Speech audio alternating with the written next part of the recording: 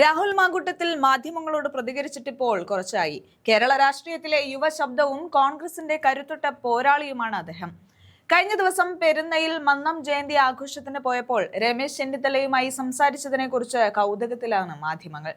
എന്നാൽ ഇതിൽ യാതൊരു രാഷ്ട്രീയ കൗതുകവുമില്ലെന്നും വർഷങ്ങളായി പരിചയമുള്ള നേതാക്കൾ തമ്മിൽ കാണുമ്പോൾ സംസാരിക്കുന്നത് സ്വാഭാവികമായ മര്യാദ മാത്രമാണെന്നും രാഹുൽ പറയുകയാണ്.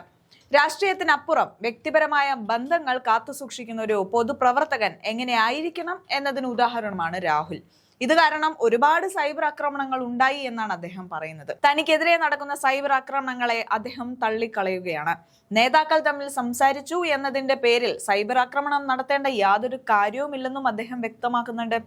അതുപോലെ തനിക്കെതിരെ ഉയരുന്ന കേസുകളെയും ആരോപണങ്ങളെയും കുറച്ചുപോലും ഭയമില്ലാതെ നേരിടുമെന്നും സത്യമേ ജയിക്കൂ, സത്യം ജയിക്കും എന്ന ഉറച്ച വിശ്വാസത്തിലാണ് രാഹുൽ മാങ്കൂട്ടത്തിനെതിരെ നേരത്തെ നിലപാടെടുത്ത മുതിർന്ന നേതാവ് PJ കുര്യന്റെ മനംമാറ്റം ഏവരും അറിയേണ്ടതാണ്.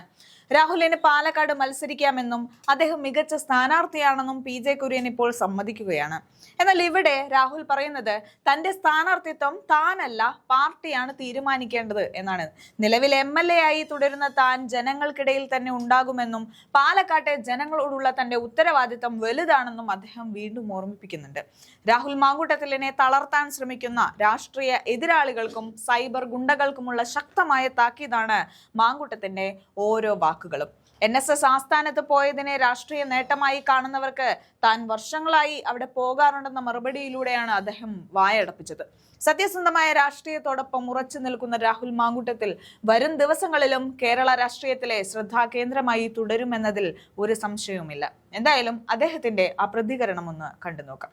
ഇന്നലെ ശ്രീ രമേശ് ചെന്നിത്തല അടക്കമുള്ള നേതാക്കന്മാരുമായി പെരുന്നയിൽ വെച്ച് പലകുറി സംസാരിച്ചിരുന്നു.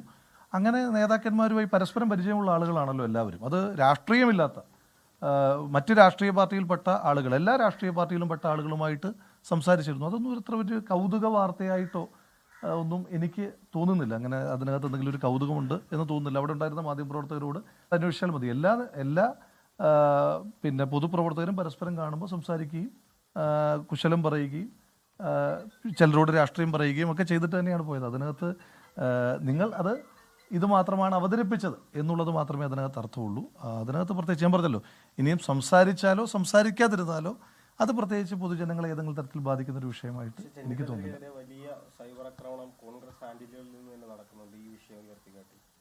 അല്ല, അത്തരത്തിലൊരു അക്രമം ഉണ്ടാകേണ്ടുന്ന കാര്യമില്ല. ശ്രീ രമേശ് ചെന്നിത്തല, ഞാൻ പറഞ്ഞല്ലോ, ഇപ്പം അദ്ദേഹവും ഞാനും തമ്മിൽ സംസാരിച്ചു, അല്ലെങ്കിൽ അങ്ങനെ സ്ഥാപിക്കേണ്ടതോ അതൊരു കൗതുകമായി പറയേണ്ടത്, എനിക്കതൊരു കൗതുക വാർത്തയായിട്ട് പോലും തോന്നുന്നില്ല. കാരണം എത്രയോ കാലത്തെ ബന്ധവും പരിചയമുള്ള ആളുകളാണ്. ആ ആളുകൾ തമ്മിൽ ഒരു പൊതു ഇടത്തിൽ വെച്ച് കാണുമ്പോൾ സംസാരിക്കുന്നത് വളരെ ഏറ്റവും സ്വാഭാവികമായിട്ടുള്ളൊരു കാര്യമാണ്. ഞങ്ങൾ പലതവണ മന്നം ജയന്തിയുമായി ബന്ധപ്പെട്ടിട്ട് അദ്ദേഹമാണ് സത്യത്തിൽ, ഞാൻ പറയുന്നത് ഇങ്ങനെയൊന്നും പറയേണ്ടത് കാര്യം തന്നെയില്ല, അദ്ദേഹമാണ്. ഞാൻ ഓഫീസിലോട്ട് കയറി ചെന്നപ്പോൾ ജനറൽ സെക്രട്ടറി മുകളിലുണ്ട്, ഇപ്പോൾ താഴോട്ടൊരു നീ പെട്ടെന്ന് ചെല്ല് എന്ന് പറഞ്ഞത് വരെ അദ്ദേഹമാണ്. അപ്പോൾ അതുകൊണ്ട് അതാ പറഞ്ഞത്, അതൊരു വലിയ കൗതുകമുള്ളതോ അതൊരു വാർത്തയ്ക്ക് സ്കോപ്പുള്ളതോ ആയിട്ടുള്ള കാര്യമായിട്ട് എൻ്റെ തോട്ടത്തിലില്ല. നിങ്ങൾക്കത് സ്കോപ്പ് ഉണ്ടെങ്കിൽ കൊടുക്കാം, അത്രേ ഉള്ളൂ. അത് അങ്ങനത്തെ നോട്ടിഫിക്കേഷൻ ഒക്കെ വരട്ടെ, നമുക്ക് ബാക്കി കാര്യങ്ങൾ പിന്നെ സംസാരിക്കാം.